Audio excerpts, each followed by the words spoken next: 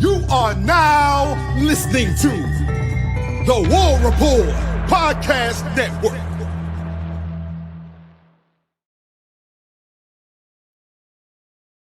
Yes, sir. Good morning to the Auburn family. What's up to the Up-Tempo gang? Y'all know the deal. Dustin Smith and Nick Frazier back as we are every single Sunday morning, 9 a.m. Central Time, to talk a little bit of Auburn football. Today's topic of discussion, position battles. Nick, I feel like if you get over 40 new players, there might be some position battles that go on. And last year, if we kind of go back to what spring practice was, there wasn't much to talk about.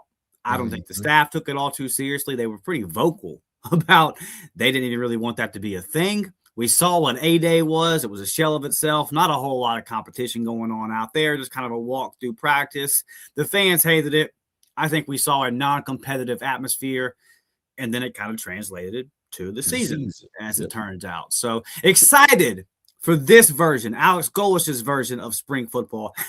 Based off of some of the stuff we've seen so far, just in the offseason workouts, I don't think lack of competitive spirit will be something that we have a concern with in this year's spring practice. There's going to be a lot of competition taking place out there. So that is today's topic of discussion, man. As y'all file in here, hit that like button, subscribe to the channel. If you're on Spotify, Apple, wherever you get your audio, you know the deal. Turn on those automatic downloads. Leave a 5-star review over there. Follow us as well. Follow me on X at McShaw28. Follow Nick over at the Coolest Pod, the Water Cooler Talk podcast, and share this thing out on social media. Nick, we can take this a lot of different ways today, buddy, because there's a lot of different spots up for grabs.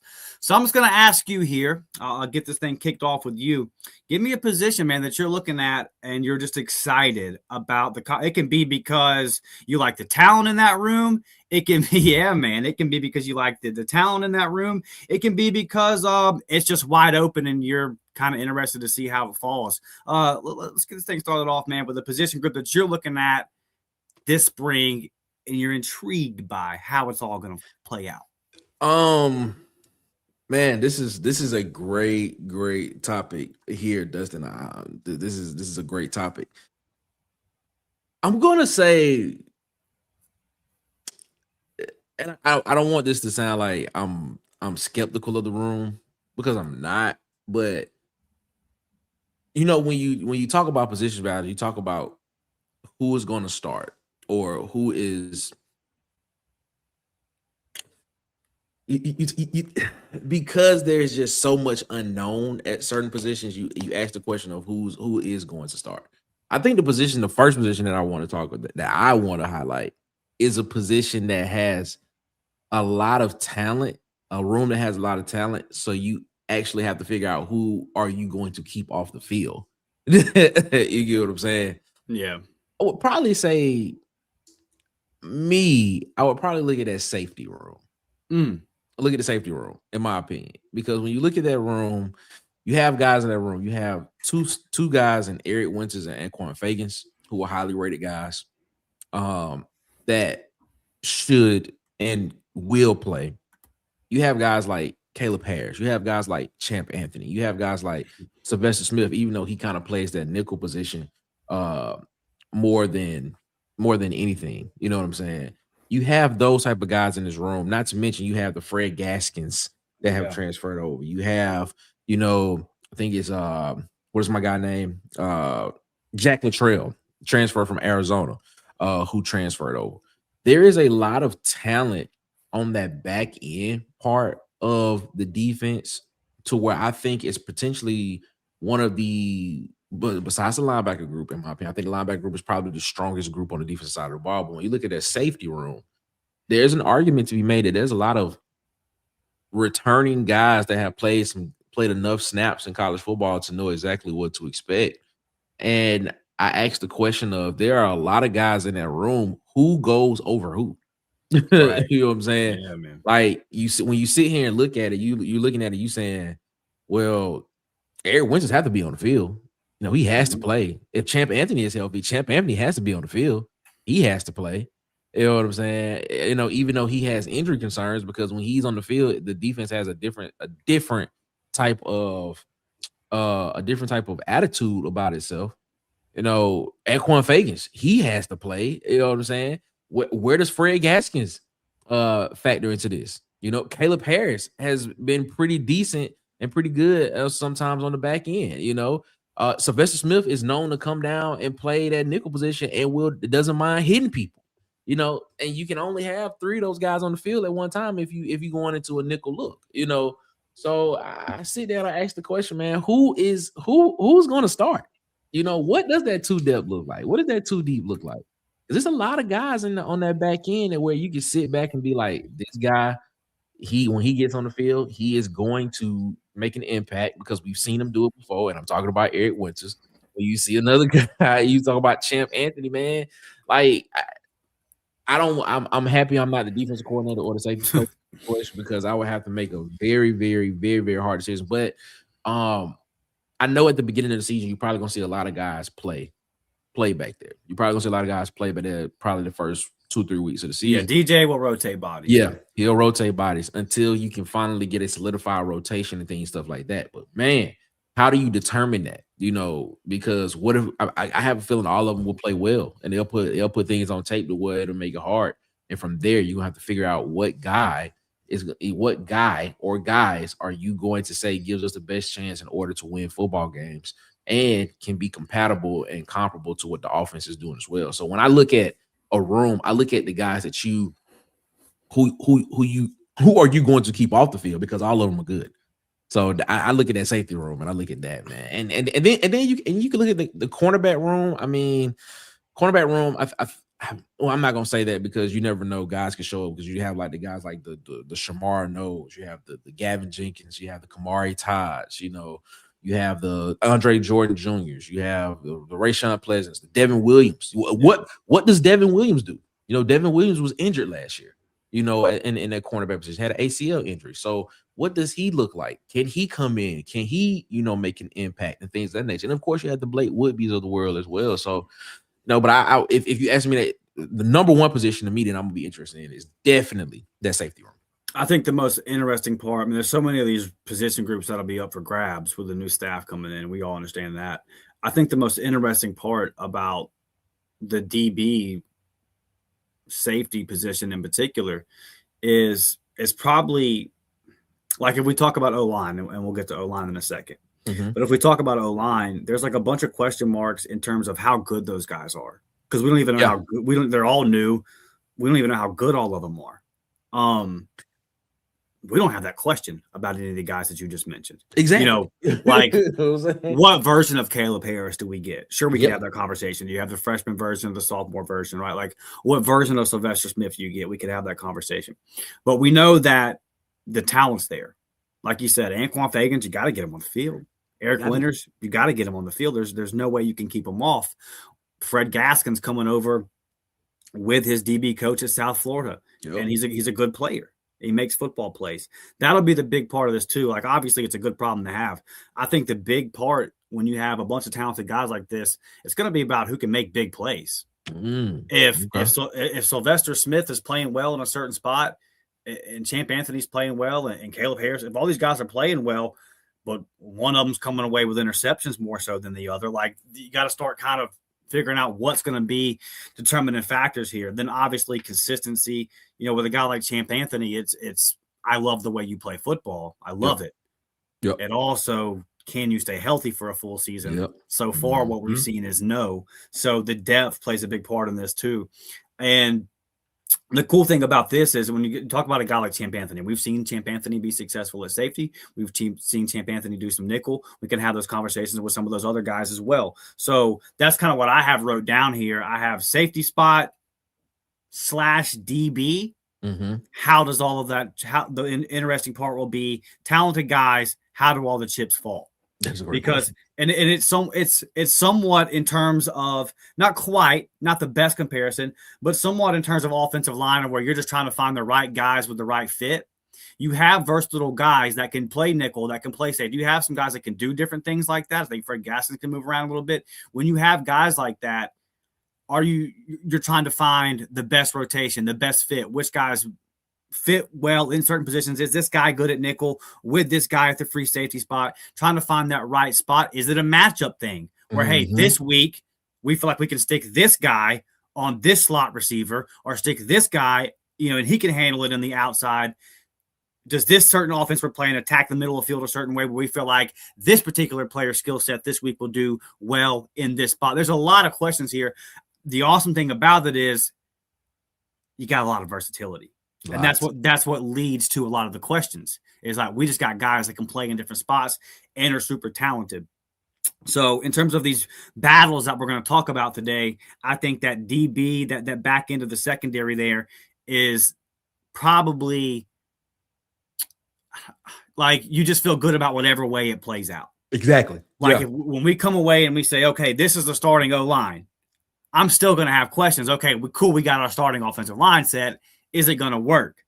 Whatever they decide is a starting defensive backfield, I'll feel good about it, knowing that if some of this doesn't work out a couple games in, we've got depth pieces we can pivot to. Like you just feel good about the talent you have in that room. And before we get off of defensive backs, I want to say this. And you see this at other schools with other positions. And you're seeing it now with Auburn and defensive back. Auburn has sucked for many years now. This is not a news flash to anybody watching this show. Boy, year after year, no matter how bad, don't we come into every season trusting the defensive backfield? So we just, it's one of the things where it's like, hey, Auburn does this well. Despite how bad it's been, Auburn's recruited defensive back well. Auburn's developed defensive back well. And that's not just, that goes all the way back to Kevin Steele. You've had multiple DB coaches. You've had multiple DCs come through, and Auburn's continued to do well at this position. I say that because if you're able to start establishing that at other positions, boy, what if Auburn started recruiting and developing well at tackle? Offensive tackle, and that became a thing because you're seeing what it does at DB. And you're at the point where guys know, hey, I could play DB at Auburn, I can go to the league. Yep. If you start doing that at other positions, boy, that would be nice because I feel like we're going on 10, 15, 20 years of, well, I know we're good in the secondary, and that's great. Like not even knowing, we don't even know how the chips are going to fall, but we're both agreeing we'll be fine however they fall.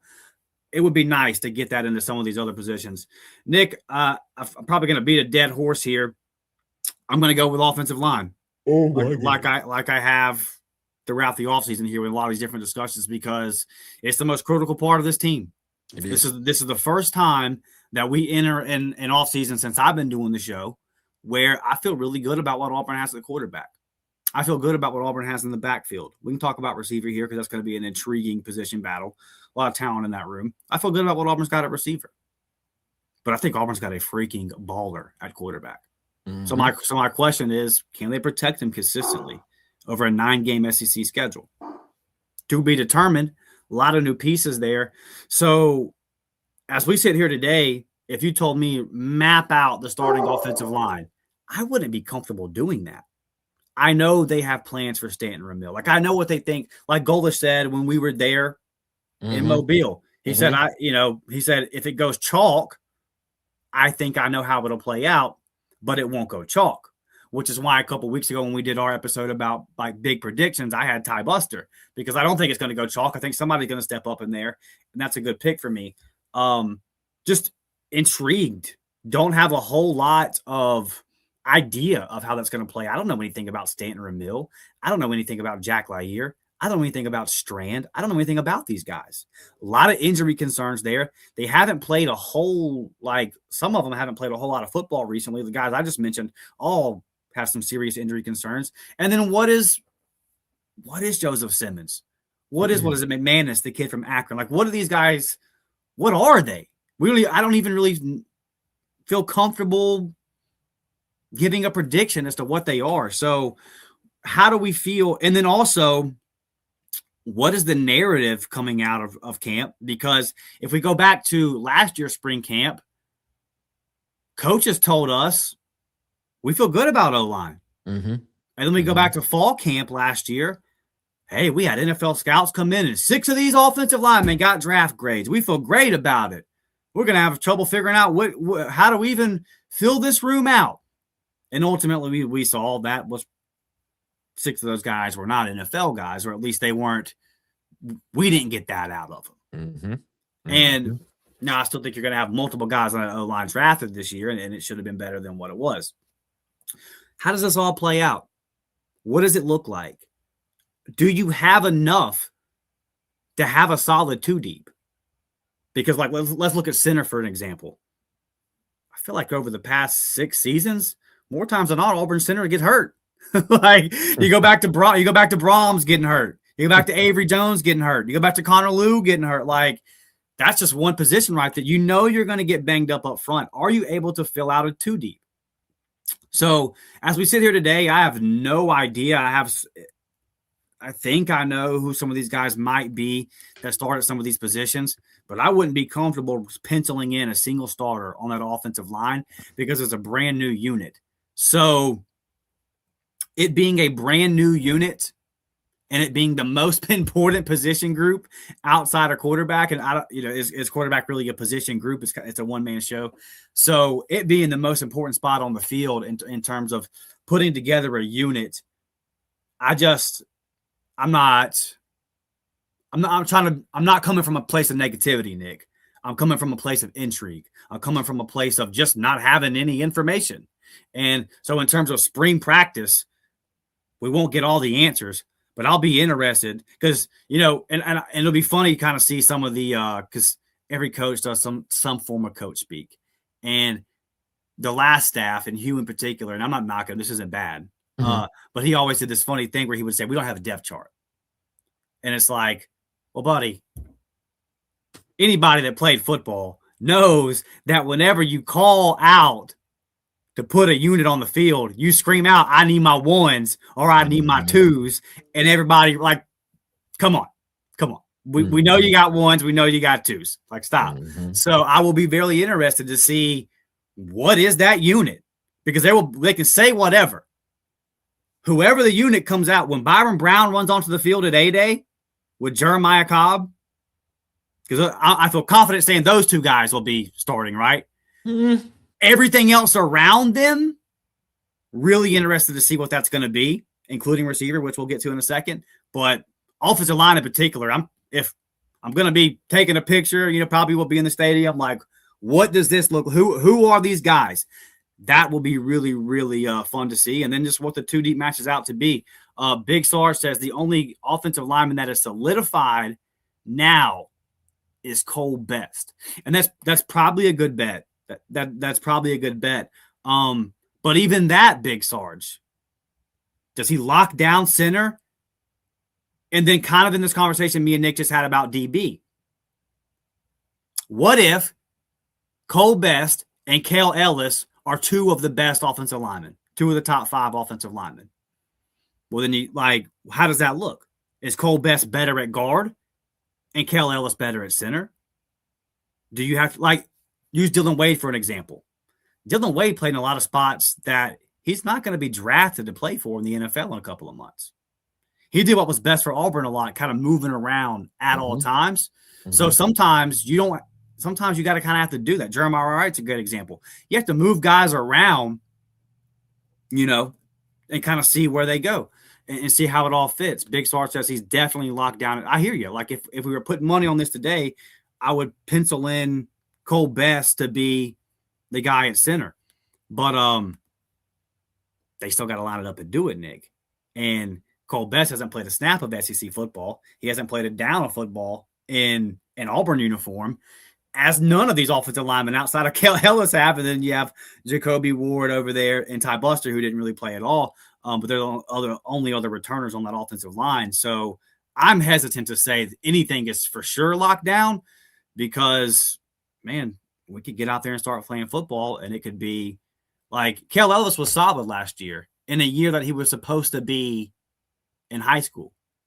What if he takes a massive jump? Like there's so Jacoby Ward. A lot of guys are our boy Tez high on Jacoby Ward. Other people are. I've heard positive things about Ty Buster. That's why I said what I said a couple weeks ago. That wasn't just me throwing shit at a wall and hoping it sticks. So very, very interesting, man. Your thoughts on the offensive line? Okay, before that, I want to ask a question. What are your expectations from offensive line play in this offense? Or what are you expecting this offensive line to do in this offense? This particular group, In this particular system of the way that the offense Right. is run, what exactly are you expecting this offensive line to do? Above average. If 10 is peak performance, if 10 is this is how I want the best offensive line play we could get. If 5 is average, 6.5. What if that's too much? If that's too high, yeah. What if that's not needed? Then boy, we got a system that can cook. It's exactly that's what I'm saying. Then we got a system that can really cook, and I'm over the moon about the system. That's what I'm saying, because when you look at what I agree with you. Like, I agree with you. I think no, it's not that I think line of scrimmage play is the most important part of football. Defense and offensive line of scrimmage play is the most important part. That's what games are won. But when you look at this system that Golish and Gordon are implementing at Auburn, when we look at what they are trying to do, I ask myself the question of, do you need above average offensive line play in the system to win games? Do you need it? I think it's a fair question to ask based on what they're trying to do. Let's say this. To answer that question, over the course of 12 games, here's what I think. Okay. I think that there will be times, let's just throw out names here, Arkansas, Mississippi States, where you'll be able to get away with it. Okay. I still think that on the road in Athens, 3rd and 2, average O-line play is not going to get it done. I think there are going to be points in the season. I've seen it. I've seen it from Auburn. It feels like forever here, where even in years where even over the past couple of years, Auburn's been able to run the ball with Jeremiah Cobb. Auburn's been able to run the ball with Jarquez Hunter.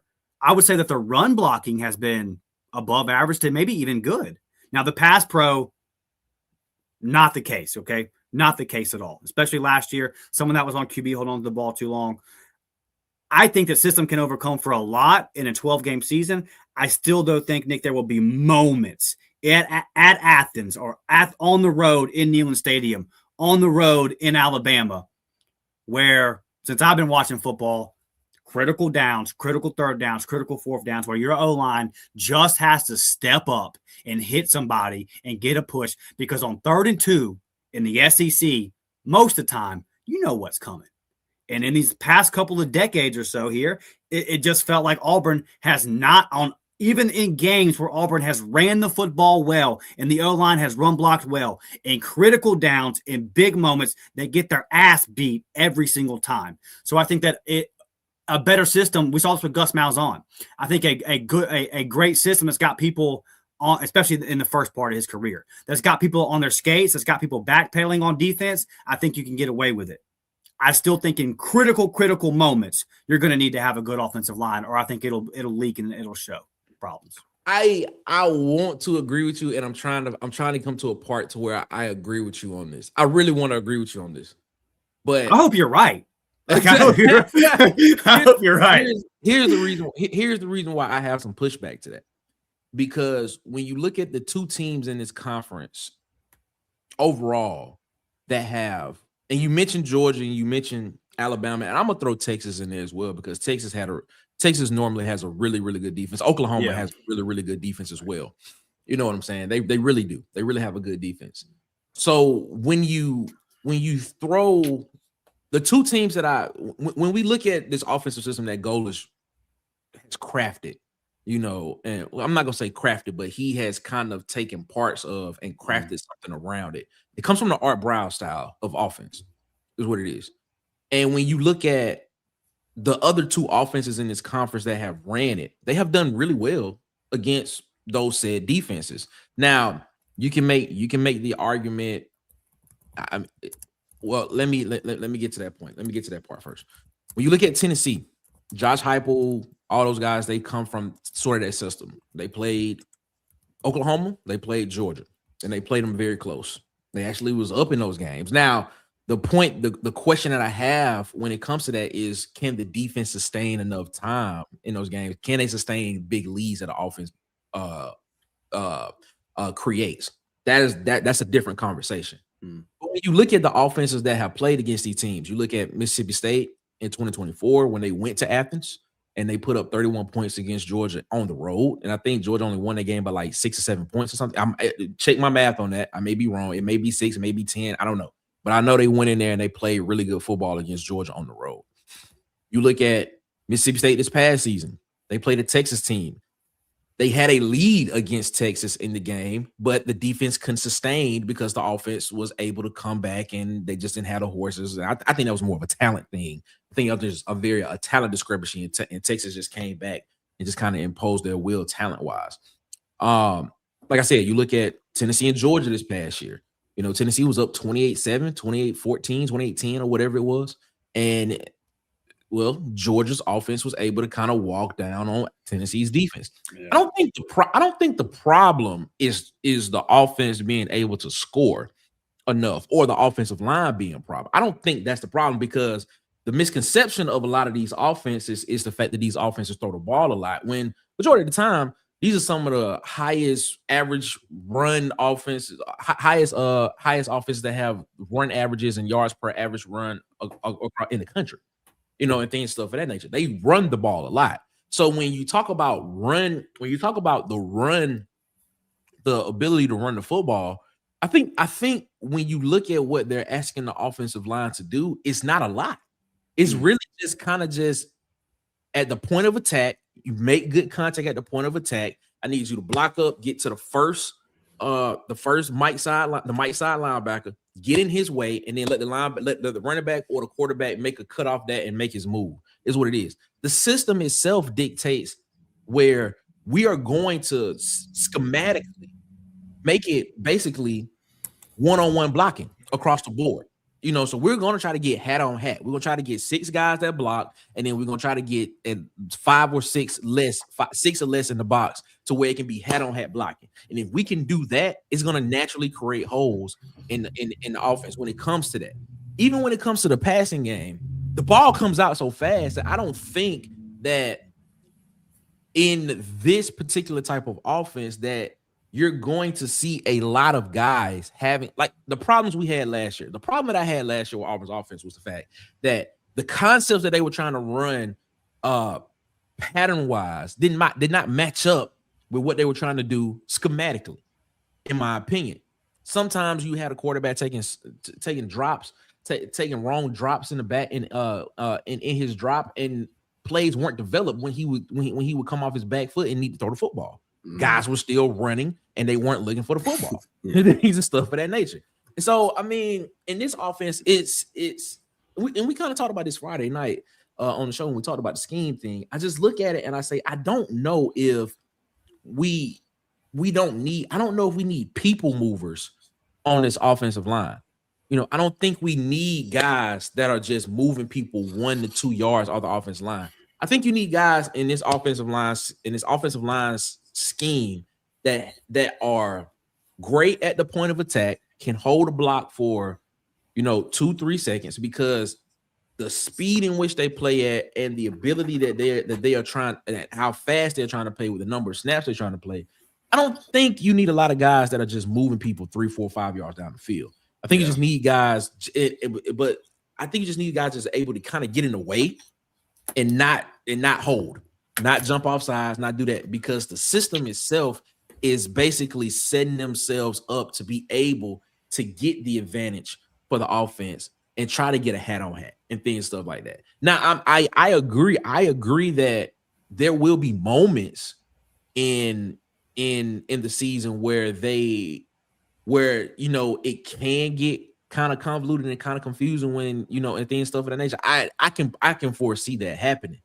But as an overall, I'm not sure we need to. I'm not sure if we need to see guys that are just basically moving the opposing defensive line off the point of attack per se. Yeah, it's not like a pro style. Yeah. I Mike don't think Bobo type. Yeah, I don't. That's not what this offense is. That's not what it is at all. I mean, you'll see trap. You'll see some quarterback traps. You'll see inside zone.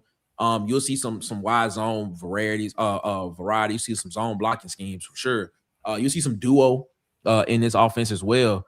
But I mean, honestly, I think the thing is, like, a lot of people, and I've talked to some people that don't do podcasting and stuff like that, and they have the same question. They'd be like, "Man, this offensive line, man, like, we got to see this offensive line." Yeah, I was like, "Well, what do you expect from this offensive line? Like, are you expecting?" Like, man, then the first thing they say is, "Man, I want this offensive line to look like Georgia's offensive line or something." I was like, I don't think that's what this offensive line is meant to do, because when you look at McManus has played over like 500, 600 snaps in college football at Akron. He has a lot of experience. Cole Best has been the center at USF with Byron Brown a while. Stan Ramil is a big guy. He's a measurables guy, by the way. NFL loves him. He's a measurable guy. Yes, he's had injuries. Derek Plass, TJ Hedrick, all of these guys have the talent and stuff like that. Joseph Simmons did a really good job. He's held his own against Oregon in the college football playoff there as well. I just think that you have to have more. In that case, you needed 4 more Joseph Simmonsons on right. in order for them to be able to, have a chance, and things, stuff like that. I just think that I think when you look at, I think the nuance part of it is, like, when we look at this system and what it's asking them to do, I don't think we have to have like this big humongous type guy, these big 330, 340 guys that we are used to seeing. Because when you look at what they're recruiting guys that are 6'4", 6'5", 6'6", 308, 312. How much of that do you think is tempo that he's going to ask them to do a lot? Exactly. You know what I'm saying? They need guys that are in shape. They need guys that have the ability to be able to run, because of the fact of how many. I'm not saying that as a joke, but you got to have guys like, if you plan on trying to snap the ball 80, 90 times a game, and in a drive you're not substituting, you got to have guys that are in shape, and they have to look like that. And so, your guard could be 318 pounds, and you going up against an interior defensive lineman that's 330, a D tackle or something like that is 330, or a 3 set that could be just about the same weight as you or a little bit less. So, I mean, I think it's a difference. I think there's a difference in what we're looking at. And I think, when we look at this and we see it come together and it's at its best, because it's not going to be at its best all the time. That's one thing we have to realize. This offense is not going to be at its best all the time. And that's where I have concerns at. Like, not like that, people are going to get frustrated. That's what I have a feeling people are going to get frustrated when that happens. But when it is like this, man, it's going to be a sight to see. So that's the reason why I asked the question of, like, what are we expecting from this offensive line in this upcoming season and in this offense per se? You bring up a lot of great points there. I want to ask you this question about the system, and I don't want to harp too much on the old here. Okay. But with the RPO, and look, I understand that there are a lot of teams out there running the RPO successfully. So this is not an anti-RPO, well, we just saw the RPO and now I hate it. I just think that the way Auburn was trying to implement it wasn't going to work. And we've been over that a million times.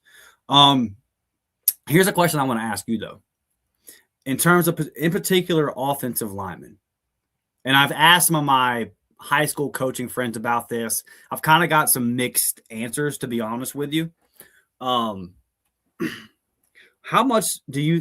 hard do you think it is to start a play as much as Auburn does or did under as much RPO as Auburn ran last year or the past couple of seasons? In terms of like you just mentioned about this new system, Auburn, these offensive linemen, when the play is snapped, more times than not, they're gonna know what they're gonna do. Like you just said, we just got to get a body on somebody, right? True. Yeah. That's not the case in what Auburn was just doing. The ball was snapped, and a lot of times Auburn's offensive linemen were having to kind of figure out post snap, run block, pass block. What's the decision here? Like, how much of just the thinking that was involved in being an offensive lineman in the RPO, how much of that being eliminated. And like you just said here, it just being, I know what I'm doing. I got an assignment, bang. How helpful is that? And then how difficult do you think it was to block as much in an RPO style system as much as the previous guys were being asked to? Because again, I've asked a lot of different coaches about this that I know that kind of coach high school here locally. And I'm gonna be honest, I've got mixed. I've had some coaches tell me, listen, you can run RPO. It's not that difficult. If you practice it, you should know your assignments, that kind of thing. Mm-hmm. I've also had some coaches tell me, offensive linemen in particular, like ball snapped, it's a run pass option. There's a lot of thinking involved for an offensive lineman involved in that. And some guys might just be better knowing this is my guy. This is who I'm going to go hit when this ball is snapped, kind of thing. Where do you fall on that whole conversation? And do you think this new system is at least going to be less thinking for these offensive linemen? Oh yeah, easily. Yeah, this system is definitely going to be not as intense. Like takes out the opportunity for mental mistakes. Yeah, that's what exactly. Because for one, I think that's what the system is made to do. I think it's made to be like, all right, if this isn't there, you do this. Mm-hmm. That's exactly it's just exactly what it is. Is there's this option. Like, I mean, like if you ever look at this offense, man, and we go back, and I'm gonna answer your question. When you go back to this, when you go back and look at the receivers and things and stuff of that nature, man, you look at what the receivers are doing. Sometimes if you ever look at the backside of the play, the receivers aren't even running routes. They just jog off the line.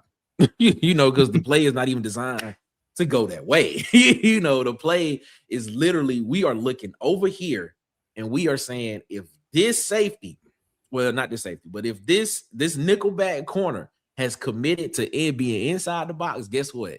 We are throwing the football. Mm-hmm. And guess what? If that safety does this, receiver, you do this. And that's where the football is going. It really takes the guesswork out of it. And we had this conversation about it because of the way that the hash mark is set up on in college football. In the NFL, they're only like 18 and a half feet apart. In college football, they're 40 feet apart. So when you look at this offense is always going to try to be somewhere near either the left or the right hash mark, because what it does, it just creates natural space. It just creates a bunch of dead space on one side of the field. Is where they're trying to attack. Now, when you ask the question about the offensive lineman, yes, duo is duo. You know what you're supposed to do. Right, you're supposed to do in a duo. Right. When we call 26 duo or 24 duo, I know as a running back, I'm pressing the B hole and I'm going off of the guard's inside hip. Whichever way his butt shows, I'm cutting off that. That's what that tells me, because normally in that situation, he is blocking. He's blocking whatever is right here in him, and he's trying to block up to whatever that front side linebacker is to create a natural crease is what he's trying to do. If it's a zone block, if it's some type of inside zone, all offensive linemen, if we go in 25 zone, and I'm saying this is just how I know it from the numerical system. I know that the left side is 1357, right side is 2468. If we go in 25-23 zone, I know that every single offensive lineman is to step with their left foot, and you look for work in the back hole so you can create a natural cutback lane for your running back to try to find somewhere to cut up in. And then you press, and then boom, you hit the lane if you're a running back. That's what you do. You find that lane or you find that cutback lane and you hit it. That's how it is. But I mean, and the same thing with split zone. I know a split zone, lineman stepping one way. I got a backer that's trying to confuse the linebackers, and a tight end or H back that's trying to confuse the linebackers, and he's coming back across the formation to take out whoever the end is on the line of scrimmage. And that's where I can find a natural cutback lane for the running back. The thing is, yes, to answer your question, it does take a lot of the thinking out for offensive linemen, and it should not be as confusing, which I don't expect it to be anyway, because Auburn has always done a good job at run blocking, like you stated earlier. The problem is when we talk about pass, when we get to the passing situations and things, stuff of that nature, how does Auburn's offense be able to understand stunts, twists, pressures, blitzes, overload blitzes, and things, stuff of that nature. How do they adjust to that? Instead of just moving your eyes, move your feet, with your eyes, and things of that nature. But no, man, but even in that situation, the ball should be coming out so fast in this offense, like, you'll see you'll see them try to potentially move the quarterback out of the pocket in some type of flood concepts. You'll see them run some smash concepts. I mean, you'll see them run some mesh concepts across the middle of the field sometimes. But I mean, in this offense, man, I just look at it and I just say, man, it's going to be a lot less thinking on the offensive line part. So to your point, I kind of agree with some of the guys. Yeah, split zone. Shout out to split zone. You got where did you get that from? Where did you get that from? Shout out to split zone, man. Yeah. But I've been looking up some of the stuff we're gonna run, Nick. Got some stuff ready. That split zone right there. Look at the H-back coming back on a wham block, baby. On the end, baby. Whoever that end is, they're gonna leave the end unblocked, and they're gonna that end gonna come up, and the H-back is gonna come and knock the end out, and it's gonna create a natural cutback lane. Nick, I was always a Z receiver. You see how easy my job is? Just a straight post, just a straight post, just the 8 route, baby. I mean, no, excuse that's the 8 route. That's the 8 route. No, 6, excuse me, 6 route. But yeah, man, it's all good, man. Just when we talk about the offensive line, which is the reason why I asked the question, like, what are we looking for in this offensive line? Like, and I understand, completely understand that offensive line play is very, very important in this. In winning football games. But when you look at what the system of what Golish and Gordon wants to do, I just don't think the natural thought of what it is about trying to move people and just having people move is what Auburn is going to be moving forward. And you can just look at that by the type of bodies that they are recruiting. So just a bunch of agile guys that can just get in the way and just at the point of attack, just make enough space for a running back or quarterback to make a move and get upfield.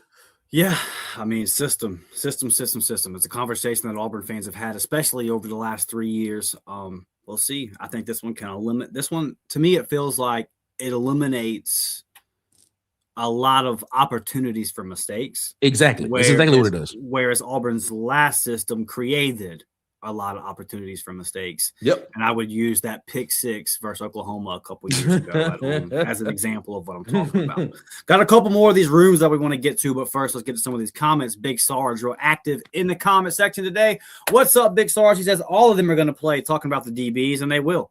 They will. Guys are going to get hurt. They're going to rotate guys anyway. We've seen with DJ Durkin. He moves bodies around. You got a lot of talent in that room. They're definitely all going to play. The interesting part is going to be who are the first guys out there. And then where do they play? What is the combination? What does that all look like? Good problem to have in that defensive backfield. Teresa says O-line was coaching, I think. Teresa, I agree. I agree 100%. The offensive lineman for Auburn last year, and really everybody on the offensive side of the ball, never had a chance. And if you're an NFL GM, if you're an NFL head coach or scout, and you're looking at Jeremiah Wright, Dylan Wade, or Connor Liu, and they know this, I would consider, especially with Connor Liu, like how good he was and how poor his coaching was. There's a lot. Those 3 guys still got a lot of growing to do. There's still a lot of potential in there where Auburn had middle school level offensive line coaching the last couple of years and wasn't able to bring it out. So, yeah, Teresa, I'm with you. Oh, man. I'm never going to give it up. Zach says Best will be the center because he knows the offense. Yeah, I mean, excuse me. I agree with this. I think Cole Best will be the guy. Byron Brown's already kind of talked about.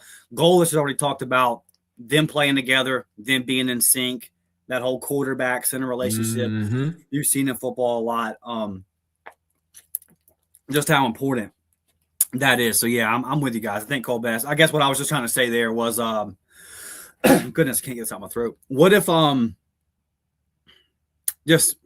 don't know. It'll just be fun to see how it all plays out. Like, what if Cole Best is the best center, but he's also a little bit better at guard than Kel Ellis is, but still Kel Ellis is one of the top 5 guys. You see what I'm saying?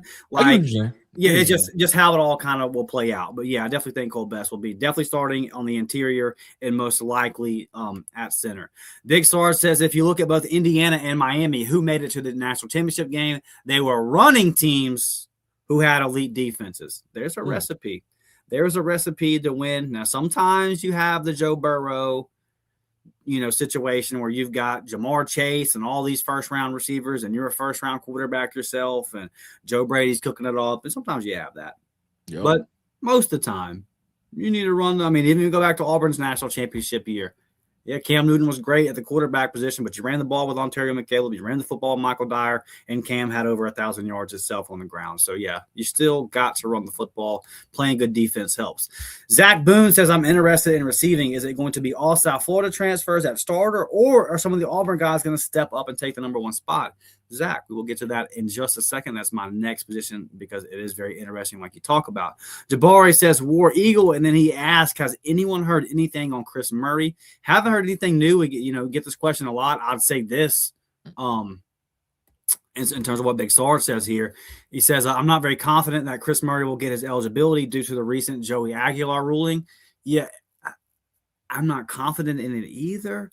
I would also say if I was Auburn University, I played a basketball game earlier in the season with a kid that was playing pro basketball a couple weeks before. I wouldn't follow any rules. I would just trot his ass out there and play him. But that's just me. Because what are the rules?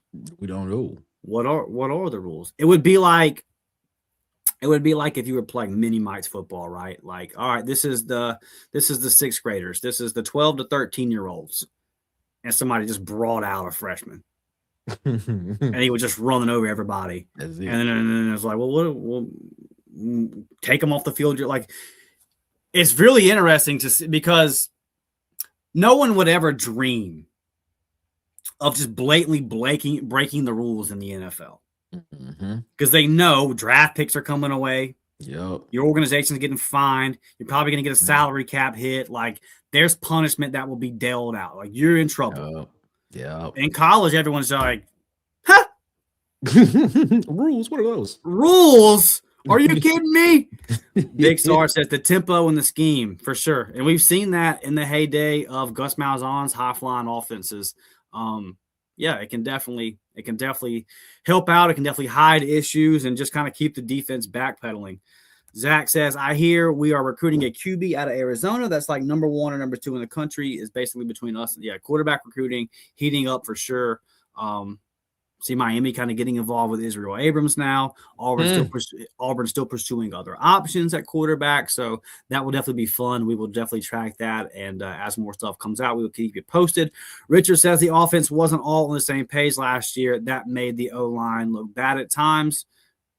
Yeah, I mean, it was to say that the offense wasn't on the same page. They were not. Nobody was on the same. Yeah, it was tough, Richard. And appreciate you being in here, being a longtime member of the show. Appreciate you, big dog. Zach says, go watch Tennessee. And their 22 of their linemen were already I think it's in there all 22. Linemen were already standing at the line of scrimmage, waiting on the ref to spot the ball and ready to go, no matter if it was a pass or a run play. Absolutely. Absolutely, buddy. And then Zach wants to talk receivers. So let's do it. Let's do it, Zach. Receiver room, like you said, buddy, really interesting. Is it going to be a South Florida guy? Is it going to be one of these Auburn guys that remain in there? Here's the part as we enter into this receiver discussion. If you're just now tuning in with us, like the video, subscribe to the channel, go over there to Water Cooler Talk Sports and subscribe today as well. Look, one thing that as I've studied Alvis Golish's offense, looked at the numbers, watched the film. I'm going back now and watching their games from last year. Looking at some plays in particular that Auburn's going to that we run a lot of, and just kind of what's going to be asked of this offense. One thing I really see stand out, man, a lot of receivers get touches. A lot of receivers get run. A lot of receivers, and you'll see that with running backs too. Like, they run a lot of plays. This offense runs a lot of plays, which means a lot of different guys are going to get to touch the football. I think it's going to be different in terms of what you've seen the last couple of years. You go back a couple of years ago, you kind of knew Keandre Lambert-Smith, Cam Coleman, right? Like, you knew those were Malcolm Simmons. You knew those were the guys out there, and for whatever reason, Robert Lewis. You kind of knew that there was going to, like, you knew what the rotation was going to be, and it didn't really switch up. Bad plays, offense stale. There wasn't a whole lot of switch up. There wasn't a whole lot of plan for anybody outside of those handful of guys, which is really disappointing when you consider how many guys you had. Boy, you brought in some talent, man. Like Nimrod, Singleton, Kroger. I'm a big Christian Neptune guy. Fascinated between the battle between Bryce Kane and Christian Neptune. Two very good players that I'm high on both of them. I can't wait to see how all that plays out. What the starters look like, man, I don't know. I'm gonna say Keyshawn Singleton. Like, I feel confident saying he's gonna be one of the top guys. But man, does Sam Turner, the Duke Smith, like, super talented kid. Mm-hmm. Where does he go into all this? Mm-hmm. Bryce Kane, our guy Mike G sat down with Alex Golis. That interview is going to post here in the next couple of days over on the War Report. I've already seen a lot of it, and we did had him on Thursday night, and he played a clip where Golis was talking about Bryce Kane. He's very, very high on him. So I think, Nick, an important part, I guess, to start this discussion with receivers that are already played in the offense. Mm-hmm. Going to kind of have a leg up in terms of understanding and all of that. Now, for the guys that are already here, I don't think this is an overly complex. Like, they'll be able to pick this up pretty quickly and figure it out. This isn't going to be over Sam Turner or Bryce Kane's head or anything like that. But obviously, guys that have already ran it kind of have a little bit of a leg up, knowing what to expect. A lot of these guys already have a rapport built with Byron Brown, so that'll play a factor in all that as well. It's a talented room. I like it. I think there's a lot of good receivers in there, and I think that it's going to be night and day in terms of them being open. I mean, you go back and watch some of these Auburn games, man. I'm gonna tell y'all right now. I know that the popular thing to do is to crap on Cam Coleman nowadays. If you're an Auburn fan, Cam Coleman not getting open most of the time was not a Cam Coleman problem. Eric Singleton getting open most of the time, I'm not putting it on. Watch him this year, Nick. Watch Cam Coleman. Watch Cam Coleman this year. Are there things that can be improved? Absolutely. Watch what Steve Sarkisian does with him versus what Hugh Freeze did with him. Cam Coleman will have his best year in college, and if he stays healthy, he will be a first-round draft pick this year. I'm willing to put a bet on it. I'll take that bet. I mean, but here's the bet. Here's the bet that we got to make on it. And it's not okay. Let me say this about Cam Coleman. When Cam Coleman came out of high school, I said, I agree with you on the first or second round thing. Cam Coleman is a first or second round talent. When he came out of high school, I said he could be a number 2 or number 3 receiver on an NFL team at that particular point in time. I agree with that wholeheartedly. He is that type of talent just from seeing him play. But to your point, there are things that Cam Coleman needs to improve on. For one, he needs to stop creating contact when he comes out of his breaks with DBs. That's one thing he needs to stop doing. Will the system at Texas allow him to be able to get better at that? Potentially, it can, because it is more of a pro-style type offense. It is more of a pro-style type offense that they run there, because Sarkisian was in the NFL. He found some parts of it when he was with the Falcons and was like, I need to come to try to implement this, and some of it in college and things, stuff of that nature. So, yeah, I agree. I agree that when you go to a system like that for Cam Coleman, yes, when you go and you understand and learn the entire route tree instead of just running 1-2 routes all the time, when you go do that and you can learn what the route tree is, yes, that will help him. But the technical stuff of one thing that he does that just bothers me a lot, that bothered me when I saw him, and the thing about it is, it was just the Auburn fan in me. I would never say anything because, people love Cam Coleman. They love him. They did.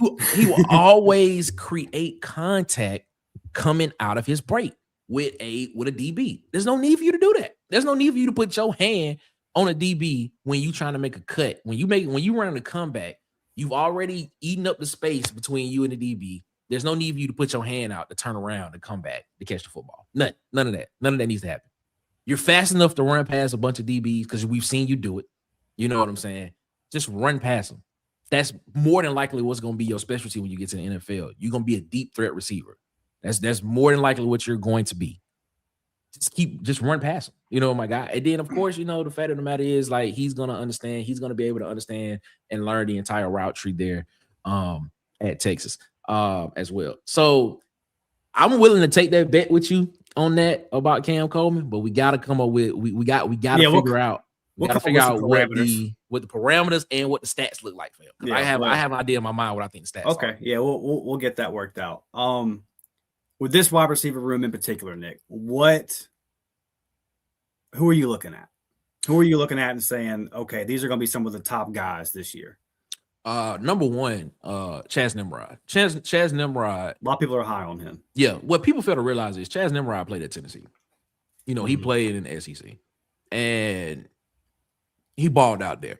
Chaz Nimrod was, and when you look at him last year at USF, he was on track to be, you know, 800-900 yard receiver as well before he got injured. You know, so I expect Chaz Nimrod to come in and legitimately be either the 1 or 2 receiver in this offense. Keyshawn Singleton, for everybody that sits in and says that, will it just be USF receivers? Keyshawn Singleton is 6'3", 215 pounds. You mean to you don't think that body cannot come in here and be able to play in the SEC? I'm just asking the question. Dude had what, over 800 yards, 850, 870 yards receiving last year on only like 50 catches. I'm just saying. Had 877, 8 touchdowns, 50 receptions on 17.5 a catch. Come on. Let's just be honest. The one that I am intrigued by, because I'm very intrigued by Jeremiah Coger. Coger is who I'm very intrigued by, because Coger only played in like 6-7 games last year, and he had less than 40 receptions, and he was almost a 600-yard receiver. Like, I think it was like 599 or something like that, and he was almost a 600-yard receiver. He didn't play in every game, in that nature, and the fact that he's a mismatch across the middle of the field. I think he's like 6'4" or something like that. 6'4", 210, 6'4", 215, somewhere in that range. And he has the ability to be a mismatch in the slot or at receiver as well. If they decide to put him outside of at the X or the wide receiver. One thing that you saw USF do a lot last year was they do a lot of switch release off the line. They do a lot of switch release. If switch release is basically where you have 2 receivers lined up, and then one receiver would do a pattern move inside and go in. The other one will switch out and go out. They do a lot of switch release. They do a lot of switch release off the line of scrimmage with that. So just creating that type of mismatch and then getting a bigger receiver on a smaller DB is going to be, imperative as well. And getting a faster DB on what's considered to be a not as quick or fast, apex defender, in the box is going to be interesting as well too. So just the way that this offense and the system is set up just to create just natural mismatches is going to be fun to watch in this situation. But when you ask me those guys, yeah, I would have to say Chaz Nimrod, Keyshawn Singleton, of course, those 2 guys. Jeremiah Coger is going to be somebody that's going to be interesting to watch. Of course, we all want to see what Bryce Cain does because you just want to see him get the football in his hand. That's it. I think we showed a video on here like the last time 2 weeks ago when he was on of just how fast he was with the football in his hand. So you want to see him get the football. You want to see him do that. I mean, when you look at guys who potentially can come in and make noise, could Deshaun Spencer be that guy? Could Deshaun Spencer get on the field at some point in time? A lot of people ask about Sam Turner, man. I think Sam Turner has the ability to potentially be in that 2 deep as well. Because I think this offense is going to make a lot of receivers who left. And I'm shout out to Tez. This is Tez's quote. He said, and I'm paraphrasing it. This is not a direct quote. He said, this offense is going to make a lot of receivers who left Auburn wish they would have stayed. Just because of how open the scheme is schematically, it just gets receivers open in the field. Just how open it is.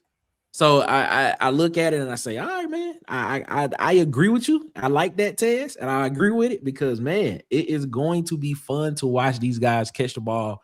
And then the funny part about it is get yards after the catch, not just catching and get tackled or get touched, but catch it and get yards after the catch and make something happen with the football in the hand, which is going to be great, man. Which is the reason why, and I know we don't talk about him, but the reason why I would have loved to see Malcolm Simmons in this offense. I would have loved to see Malcolm Simmons in this offense at his full potential, do what Malcolm Simmons does, because when he gets the ball in his hands, it's electric.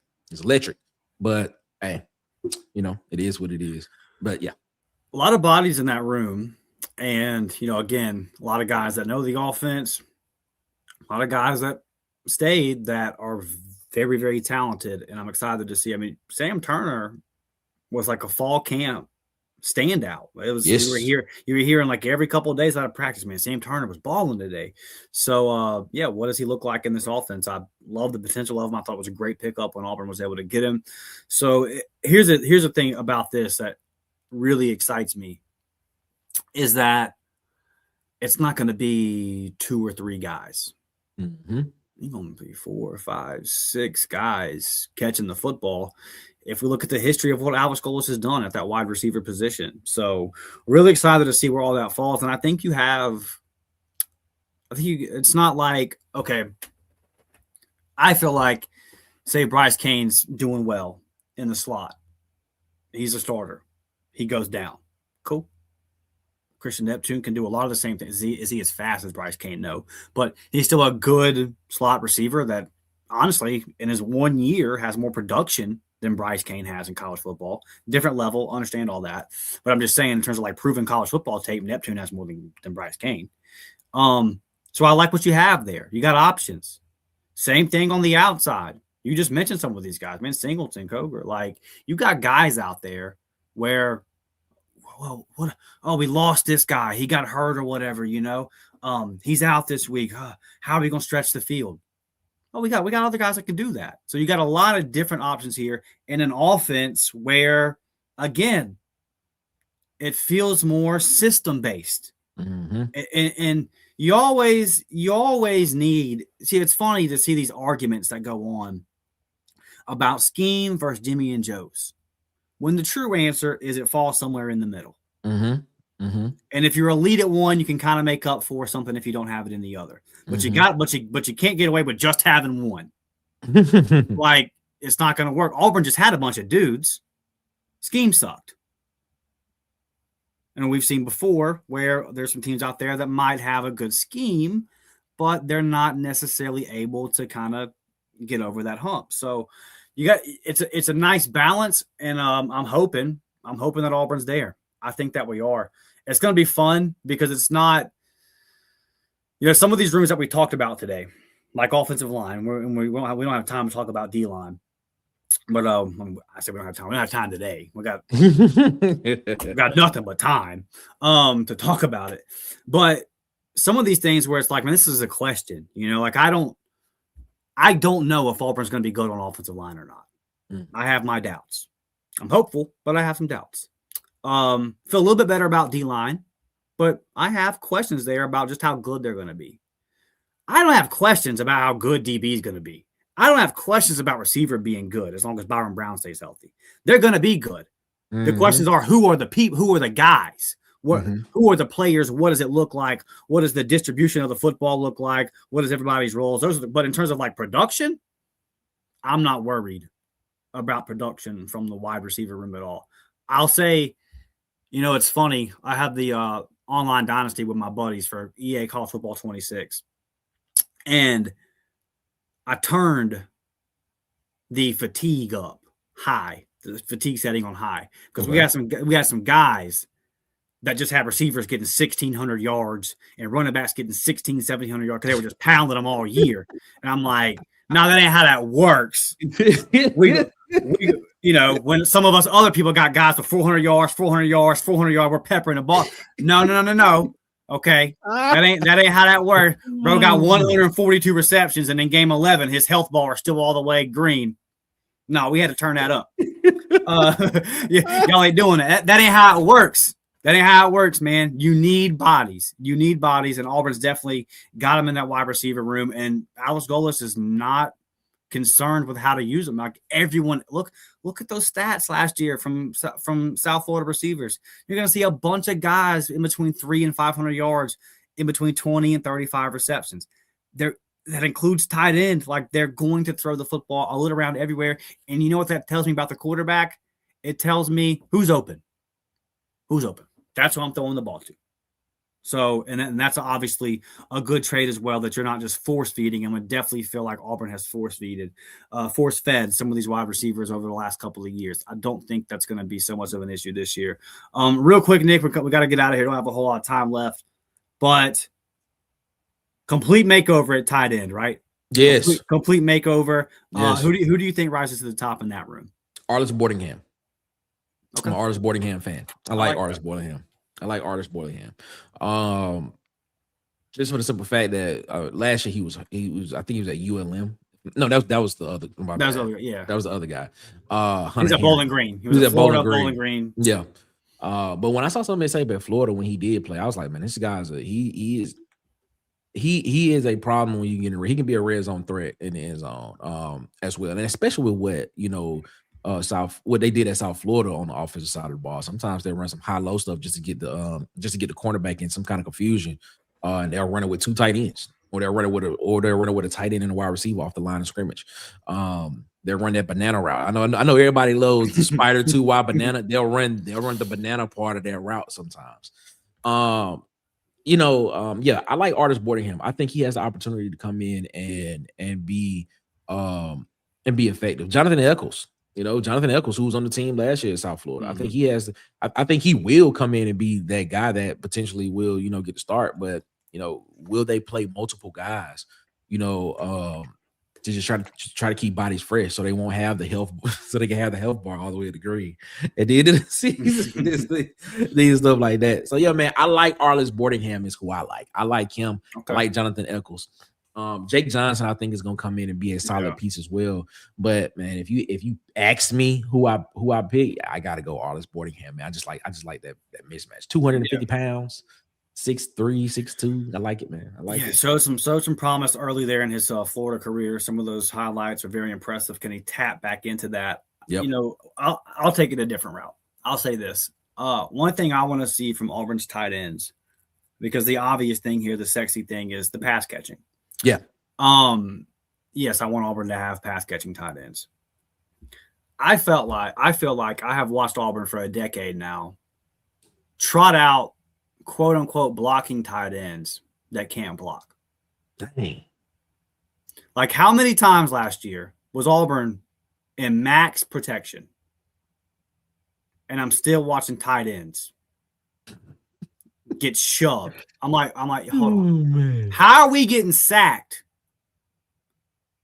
with sometimes one receiver, 2 receivers running? How are we getting sacked?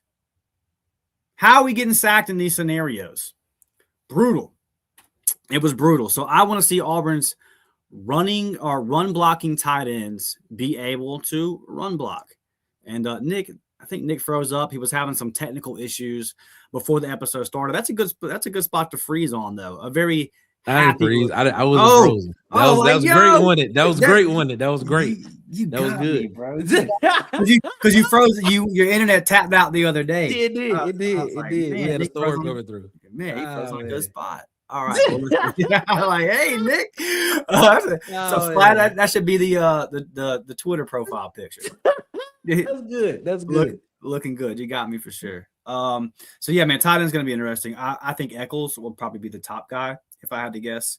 Run blocking, he's pretty solid in that. SEC's next level. Like he said, I knew he was. Got me. He too many times. All right, listen, y'all. That's gonna wrap it up for today's episode. We will have another one coming out Tuesday, 10 a.m. the topic, Nick, is going to be one that I have spoke a little bit on this year, but I've waited. I've waited to give my full thoughts until we had a full picture because I wanted to be fair. Okay. But the topic of Tuesday's episode at 10 a.m. is going to be what's going on on the basketball court. Oh, what could it be? And I got pages and pages and pages of things that I have wrote down all season long, and I'm ready to talk about it. If you're somebody that wants to blame Stephen Pearl, be here Tuesday 10 a.m. I'm gonna do it. If you're somebody that wants to blame Bruce Pearl, be here Tuesday 10 a.m. I'm gonna do it. If you're somebody that wants to blame Keyshawn Hall and Zahad Pettiford, be here 10 a.m. I'm gonna do it. Everybody catching it. Everybody catching it. You can't go to the Final Four and then miss a tournament next year. Whatever I watched last night on the hardwood took me back to Tony Barbie days. And I can't be back to that. Auburn's basketball has gone too far, but a lot of what is frustrating about that is the very person that brought Auburn basketball out of the abyss has a big part of what has happened to this current basketball team. I've got a lot of DMs like, when are you going to speak on basketball? I'm waiting on the basketball rant. It's coming. It's coming Tuesday. I want to tune in for that. And I hate it. I hate it because I kept holding out hope. That this was going to go a different route. I said all season long, Nick, I think this is a bubble team. Mm-hmm. I think this is a bubble basketball team. Mm-hmm. You did. So I wanted to be fair because they kind of play like a bubble team all year. And I was like, yeah, this the roster's kind of – the results are kind of matching the roster was where I was for the majority of the season. And then the last week happened. And it's like, okay, now we can't say that. Now there's some things that have to be discussed about Stephen Pearl because this is bad, and we're not going to make excuses for it. Nick, what is going on at the Water Cooler Talk podcast this week? Yeah, Water Cooler Talk Sports on YouTube, man. Check us out Monday, Wednesday, Friday, 8 p.m. Eastern, 7 p.m. Central. We are getting closer to spring practice for all teams and, of course, Auburn. So we'll be talking Auburn football as well. Also, man, www.watercoolertalksports.com. Again, that's www.watercoolertalksports.com. Check us out over there, man. All articles on college football news, SEC football news, and of course, Auburn football news, man, as well. And shout out to King Richard, man. High school recruiting news and high school football news is coming soon to Water Cooler Talk Sports. So shout out to our guy King Richard over there as well, man. So hey, come check us out over there, man. Water Cooler Talk Sports on YouTube. Hit the subscribe button, hit the like button, watch some content, man. We appreciate you so much. Oh, also on Twitter, man. Follow us on Twitter at CoolestPod23 on Twitter. Follow us on Twitter at CoolestPod23. We appreciate y'all so much. Yeah. Go over there, subscribe today. Go about, if you haven't checked out any of their content from the last week, go over there and watch that as soon as we get done right here. And remember, new show times continue this Sunday morning. That ain't changing.